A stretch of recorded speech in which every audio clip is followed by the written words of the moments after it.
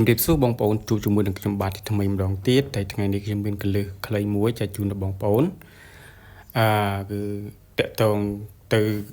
នឹង Facebook របស់បងប្អូនណាហ្នឹងហើយសង្ឃឹមថាបងប្អូនដែលគាត់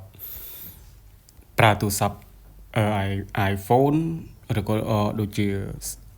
Android គាត់អាចដឹងអំពីអ្វីដែលខ្ញុំនឹងប្រាប់នេះបាទគឺតកតងនឹង Facebook ណាបងប្អូនឧទាហរណ៍ថាបងប្អូនចូលទៅ react លើ story របស់នរណាម្នាក់ដែលជាមិត្តភក្តិរបស់យើងហ្នឹងបងប្អូនណាបងប្អូនច្រឡំដៃហើយបងប្អូនច្រឡំដៃបងប្អូនមិនដឹងធ្វើម៉េចដើម្បីលុប react នឹងចេញពី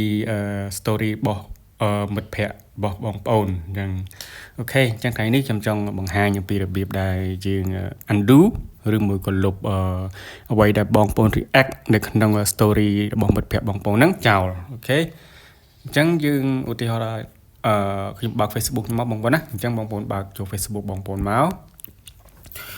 អូខេហើយនៅកន្លែងនេះបងប្អូនណានេះកន្លែងនេះគឺជា story របស់មិត្តភក្តិរបស់បងប្អូនហ្នឹងហើយអូខេអញ្ចឹងបងប្អូនចុចលើហ្នឹងមកឧទាហរណ៍កន្លែងនេះអញ្ចឹងណាកន្លែងនេះអញ្ចឹងខ្ញុំ react ដល់រូបបេះដូង 2-3 ចុះហ្នឹងហើយយើង react យើងច្រឡំដៃអញ្ចឹងណាតែយើងចង់លុបវិញយើងធ្វើម៉េចអូខេ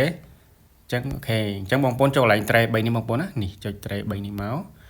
ហើយបន្ទាប់មកទៀតបងប្អូនយកពេលនេះ undo send react អញ្ចឹងបងប្អូនចុចកន្លែងហ្នឹងមកបងប្អូនហ្នឹងហើយអូខេចុចកន្លែងហ្នឹងមកហើយបងប្អូនចុចកន្លែង undo នេះមួយមកអូខេចឹងគឺប៉ុណ្ណឹងវាជាការស្រេចទេបងប្អូនហ្នឹងហើយស្រេចហើយតែប៉ុណ្្នឹងទេអូខេតែប៉ុណ្្នឹងចឹងសង្ឃឹមថាបងប្អូនអាចធ្វើបានបងប្អូនណាហ្នឹងហើយវាជាកលឹះមួយខ្លីៗដែលវាមានប្រយោជន៍សម្រាប់បងប្អូនអរគ្នាដែរហ្នឹងហើយយើងចេះហ្នឹងទៅយើងក៏វាមានប្រយោជន៍ដែរជួនកាលទៅយើងច្រឡំដៃច្រឡំអីយើងដាក់រូបភាពដែលវាខុសវាអត្តន័យដែលគេផុសមកអញ្ចឹងទៅយើងអាចលុបបានកុំឲ្យមានការអន់ចិត្តហ្នឹងហើយពីមិត្តភ័ក្តិបងប្អូនរបស់យើងអញ្ចឹងអូខេហើយអញ្ចឹងគឺមានតែប៉ុណ្្នឹងទេបងប្អូនហ្នឹងហើយសូមអរគុណសម្រាប់ការចំណាយពេលដ៏មានតម្លៃ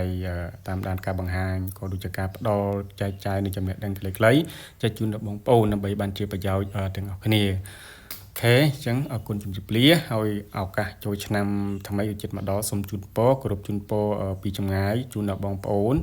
ទូទាំងប្រទេសឲ្យជួបផ្ទះសេចក្តីសុខសេចក្តីចម្រើនគ្រប់ប្រការសម្រាប់ពេលនេះខ្ញុំបាទសូមអរគុណសូមជម្រាបលាជួបគ្នានៅវីដេអូក្រោយ